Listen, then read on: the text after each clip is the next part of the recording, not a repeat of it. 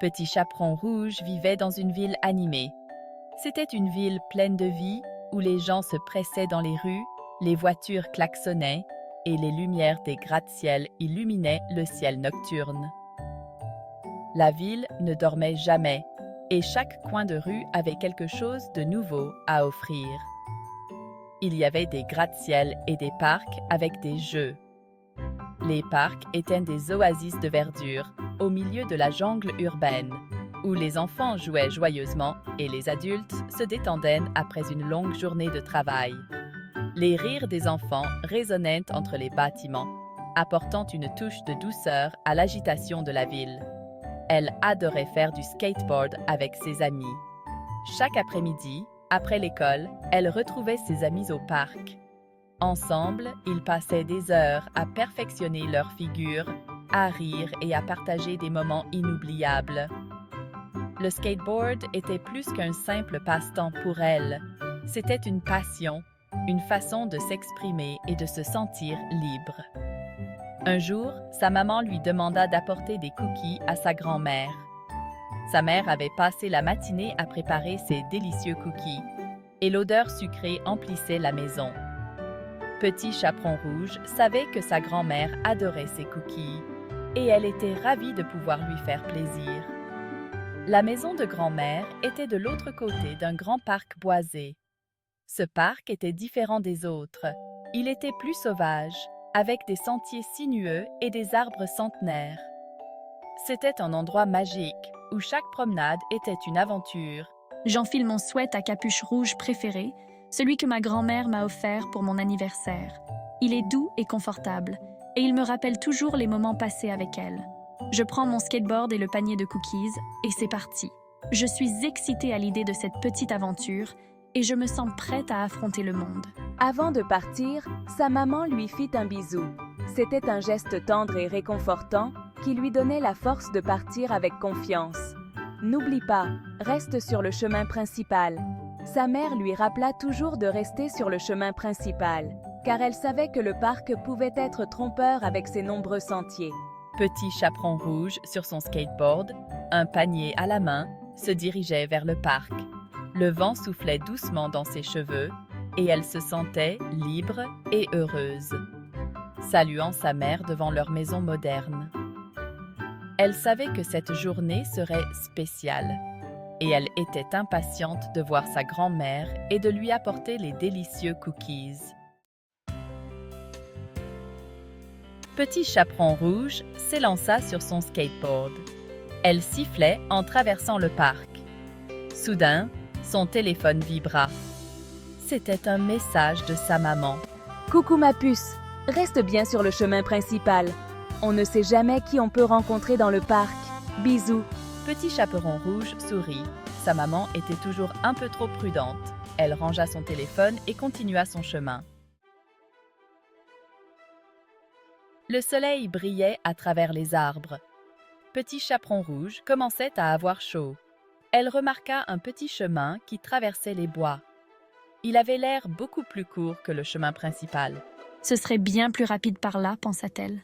Je suis sûre que maman ne me le reprochera pas. »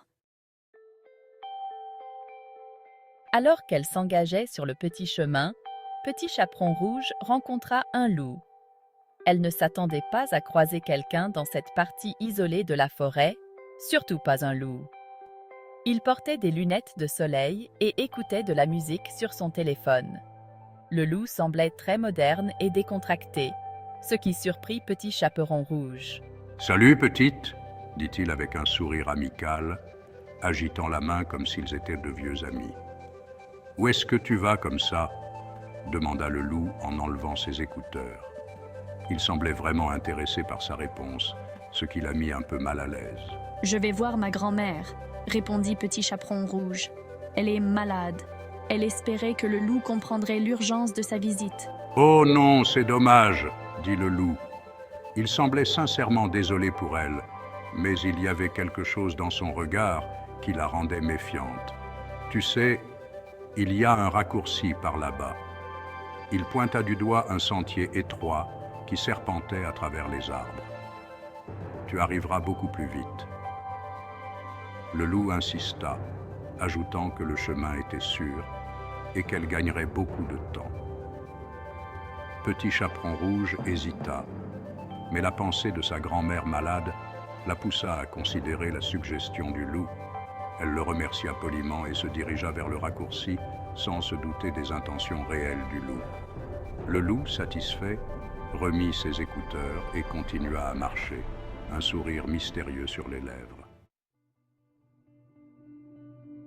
Petit Chaperon Rouge suivit les indications du loup. Elle marchait à travers la ville moderne, ses yeux rivés sur son GPS, suivant chaque tournant et chaque rue indiquée par le loup. Elle se demandait pourquoi sa grand-mère vivait si loin, mais elle continua sans hésitation. Elle arriva bientôt à la maison de sa grand-mère. La maison était différente de ce qu'elle imaginait, moderne et élégante, avec de grandes fenêtres et un jardin bien entretenu. Elle se tenait devant la porte, un peu nerveuse mais déterminée. Elle frappa à la porte. Le son résonna dans le silence du quartier et elle attendit, son cœur battant un peu plus vite. « Coucou, grand-mère, c'est moi !» s'exclama-t-elle joyeusement en entrant dans la maison. Elle était impatiente de voir sa grand-mère après tout ce temps. Une voix rauque répondit. La voix semblait étrange, presque méconnaissable, et Petit Chaperon Rouge sentit un frisson lui parcourir l'échine. « Entre ma chérie, la porte est ouverte. » La voix était douce mais avait une qualité étrange, comme si elle venait de loin. Grand-mère était déjà au lit, portant un bonnet et une grosse écharpe.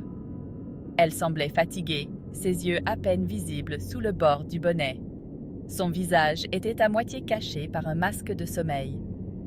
Petit Chaperon Rouge trouva cela étrange, mais elle ne dit rien. « Qu'est-ce que tu as comme grosse voix, grand-mère ?» Elle ne pouvait s'empêcher de remarquer à quel point la voix de sa grand-mère était différente. « C'est juste un rhume. » La grand-mère toussa légèrement, essayant de paraître rassurante. « Approche-toi, je t'entends à peine. » La voix semblait plus faible, et Petit Chaperon Rouge s'approcha, inquiète mais curieuse de savoir ce qui se passait vraiment.